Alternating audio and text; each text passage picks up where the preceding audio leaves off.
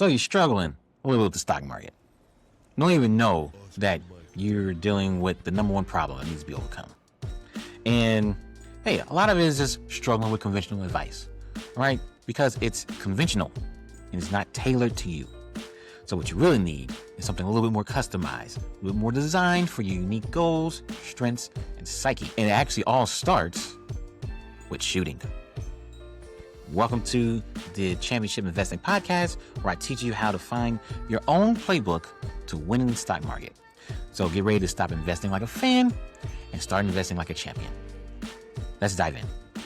I can't tell you how many people I know gave up on active investing in the stock market in particular, especially during the early parts of COVID, including myself.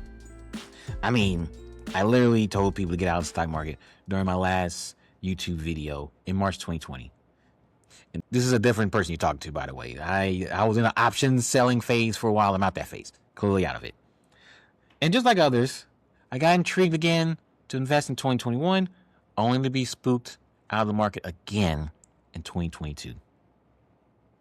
Now, you may think that having an investment plan or working with a financial advisor to talk me down, talk me off the ledge, talk me off my worst intentions, doing things that will hurt me in the long run, would have helped this situation.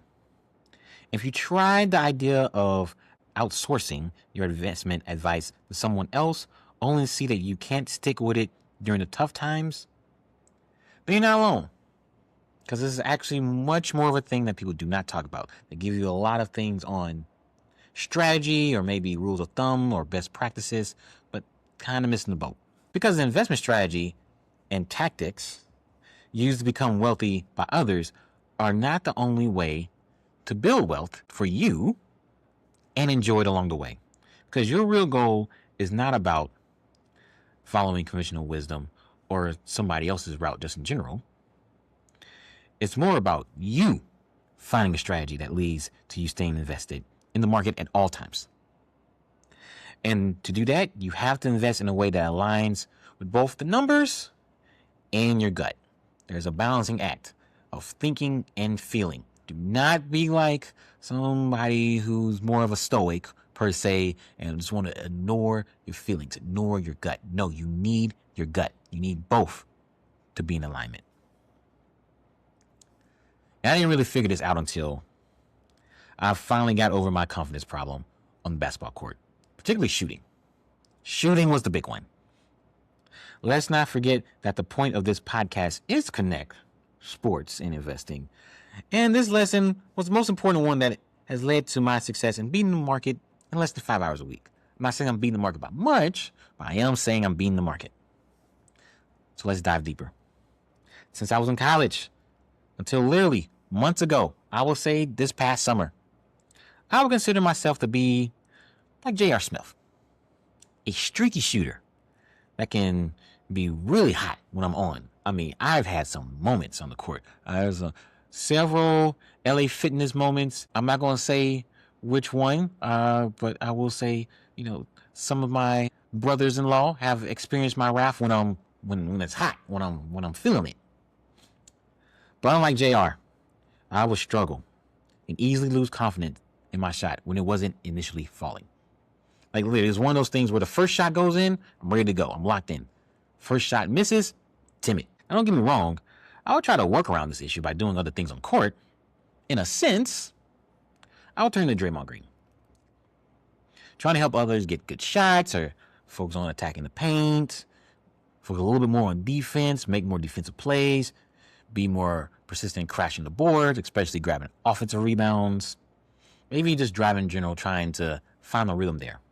But the problem came, and this has happened to me a few times too, that my defender started to recognize that confidence I'm not having, and they start to sag off me.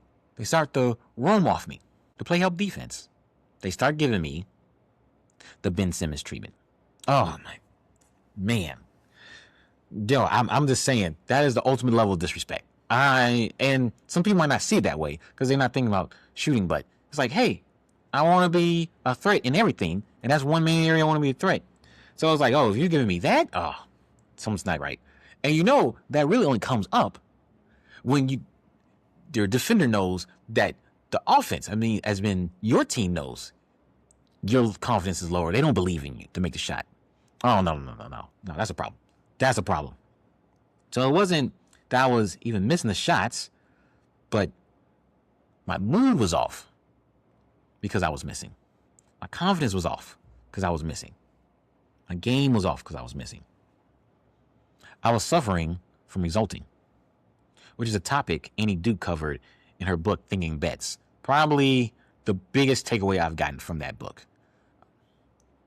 My confidence came from the output, not the inputs, which is an issue a lot of high achievers face in their lives as a form of seeking approval and validation from others. It's just a natural thing. If you focus so much on getting the outcome you want and you, to the point, forget about the inputs to get there, then yeah, when the outcome isn't what you expect, you're going to take it personally. And you might honestly take it a little bit too hard. Like I've told my therapist about this idea of, weirdly, I know my confidence actually ebbs and flows based on how I just recently played on the basketball court. Like, come on, man. When I was an institutional investor, my confidence as a professor, all these other aspects, as a husband, as a believer in Christ, all this ebb and flow based off of how I was shooting in one game randomly. It's like, it's got to be a better way. So while I was in between my old job as an allocator and my new job as a finance professor, I finally spent enough time in the gym to focus more on the inputs of my shot. Now, there's a lot of coaching out there, and there's a lot. And let me tell you, there's so many coaches out there, and they all have you focus on all these little things, little areas, little instances that I tried to keep in mind. And some of them kind of worked, like the idea of standing with a staggered stance in shooting. Like, look at how a lot of great shooters, how they land, where their feet are. They're not 10 toes pointing to the rim, right? They're actually at an angle. Like, that's probably the biggest thing that stuck. But all the other elements, like your elbow placement, flick of the wrist and all that, that wasn't working for me. That's not actually what led to me getting things done. But I eventually succeeded in finding my ideal mechanics in my shot by taking some elements from all these coaches, at least things that were common, but I had to find my own cue. I had to find my own input. Now, for myself, that cue and input took a lot of time to do, a lot of time to find, and a lot of time in the gym working. Yeah, there was a 1 month period where there was some very frustrating workouts. But I had to keep in mind, I don't get so frustrated because you're missing shots. You learning that whatever you're using as your cue to shoot is just, this is not the answer. So let's move on to something else. And over time, I found it. Now, in reality, if you ask me, my shot is like an interesting combination between Kyrie Irving and Isaiah Thomas, smaller IT.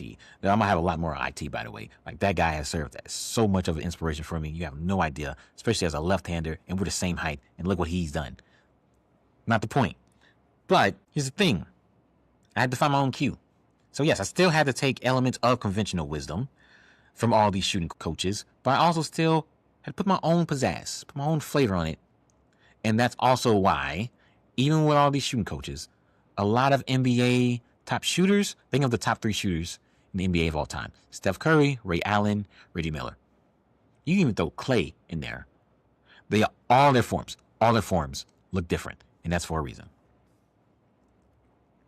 Now, the big thing with all of this is that when I finally found it, it gave me an internal confidence when shooting the ball, taking good shots. And even when I'm missing in a game, as long as they're good shots, I'm not getting down on myself. Because I know I put in the work, and those shots are going to fall eventually. That's a different level of confidence. Not I missed my first 2 or 3 shots, now I'm concerned about shooting. No. We are far past that. We are way past that. As long as I'm not forcing. As long as I'm not forcing the shots. The importance of keeping your head in the game, even during the tough times, is especially important while investing. As Morgan Housel mentioned plenty of times before, time in the market is more important than timing the market. Now, this is not easy to do, especially during market downturns. Media sources and people around you panicking will lead to you questioning if you're making the right decisions, questioning if maybe they're correct and might need to pull your money out the market. And because you haven't developed your own feel for your type of investing, you haven't developed your own cue, it's easy for you to cave in and allow loss aversion and herd mentality to kick in. And you don't really know if you found the answer until the next downturn happens. So for me, it was the tariff situation that happened April 2025, where the stock market fell over 10% in 2 days post the announcement. And it was the first time in over 9 years of investing that I felt calm, cool, and collected, not discouraged, while the market was falling.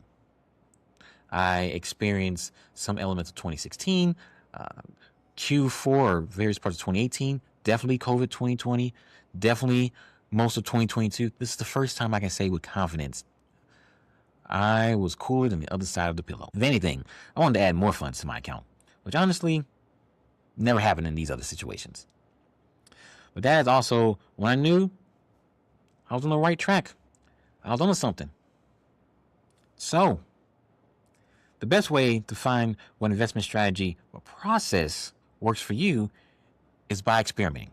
Experimenting with different approaches and paying more attention to your gut in the process. And less on if you actually end up beating the market or not, or you're hitting certain goals. It's more of the gut feel.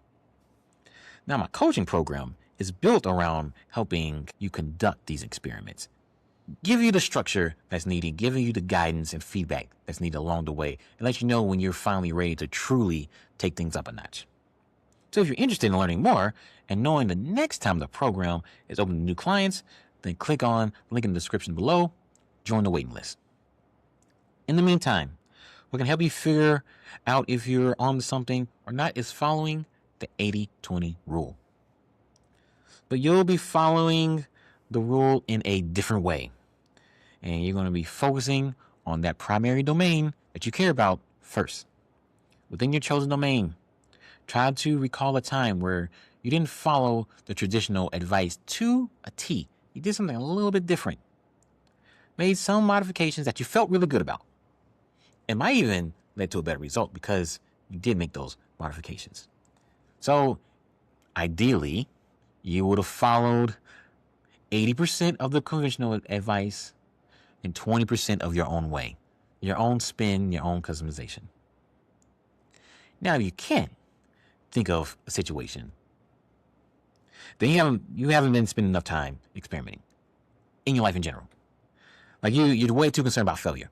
That is something that, not to sound, conspiracy theory or anything, but the system, schooling, the way a lot of the world works, put into your mind, it couldn't even come from your parents. It could come from your family.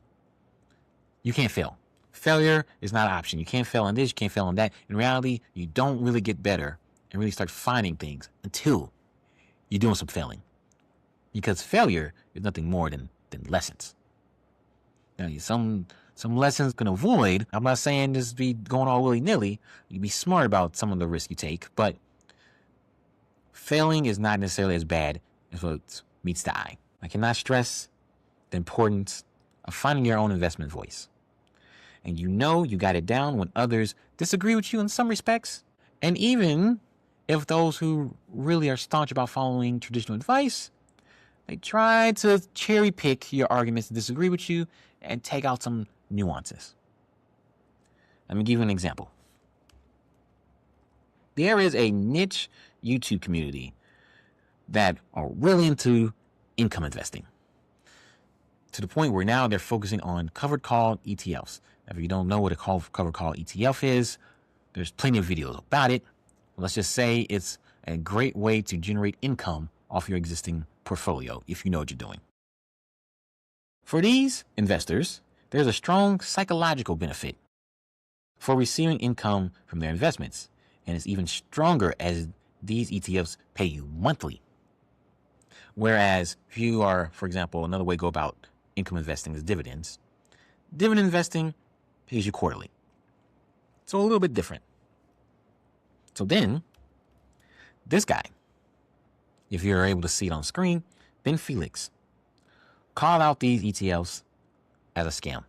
Now, learning a little bit more about Ben Felix, he is a chief investment officer of a financial advising practice up in Canada, and definitely is more in the, I would say, academic view of the world. Definitely more into passive investing. And if you're not going to be into passive investing, go into factor investing. So value investing, momentum, quality, you'll hear these type of words coming from him, or his content is around this.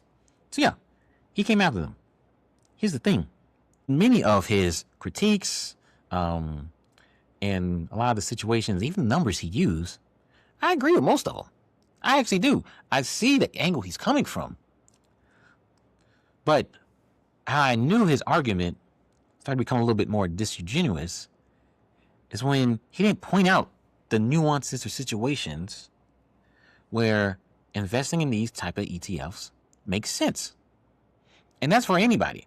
When people go really strong one way or the other, and they really can't get into the gray, if they get too black and white, and they're not willing to at least recognize there's a little bit of gray, and you might want to be a little bit careful. And listen to all what they have to say. Now, there's a thing with Ben as well. That psychological benefit that I discussed that keeps people invested. Like, hey, income investors, they're a special breed. They're in their own niche. But I get it. There is a benefit of seeing cash hit your account. There's a benefit there. And it's what keeps a lot of people first intrigued with the stock market and keeps them invested, even if it leads to them, quote unquote, underperforming. Ben called that psychological benefit, called it a hoax. He called it something's wrong with these people, and points to past performance of the market relative to, a proxy for what these investors are doing. Drive his point home. But again, he's missing the point. Even if these investors underperform the broader market, they are investing in a way that keeps them invested in the first place and lets them enjoy the process. The worst thing you can do is trying to follow something that looks great on paper, looks awesome in a spreadsheet, but when times get a little rocky, you can't stick to it. So yes, you have to at times abandon the spreadsheet. Now, it's not like they're taking YOLO bets. Okay, some of these covered call ETFs are YOLO bets. I'm just gonna yield max in general. You gotta watch out for those. Okay, but there's a lot of good ones, a lot of safer options that'll work out just fine. And the fact that he didn't really touch on that or bring up that idea, or even bring up the idea, there are times where covered calls outperform the market. Like you couldn't even bring that aspect up. That's why I knew he's missing the point. It's way more than just trying to find the optimal performance or optimal portfolio based off of past history. Because of his poor reaction, I decided to add some of these ETFs to the main portfolio for my wife and me. Like, we have one main portfolio, and I put them in there. And I can tell you, relative to my own expectations and seeing those dividend payments hit monthly, it has been an excellent outcome. Now, I've been more than satisfied with this experiment. And again, is it like my main piece? Is the main piece of the portfolio? No, it's a smaller piece. It serves a purpose. And when you aim for that purpose and recognize your goal is always the same as somebody else, it makes it a lot easier for you to stick with what you see and block the conventional wisdom out. So remember, look through your life, look at those domains outside of investing to find a situation where you didn't fully follow conventional advice, but you enjoyed your process a lot more. From there, start pulling back the layers, understand why you felt better, and honestly, why didn't you follow the conventional advice to a T? Was it because you tried to in the past, it didn't work out? Was it because you saw something a little bit different? You had an epiphany about an element there? And once you are able to pinpoint that and what exactly led to your decision making and that better feeling, you can take that and apply it to investing. It can be applied somewhere. Again, if you need help with that, join the waiting list, but you have the ability to actually find that yourself. Now, for the next episode, we'll be diving a little bit more into this cross-domain idea, especially with myself with basketball, with me demonstrating how you can really apply this concept after me watching the Last Dance documentary a second time and the lessons I got out of it that was investment related. So until next time, stay invested and stay sophisticated.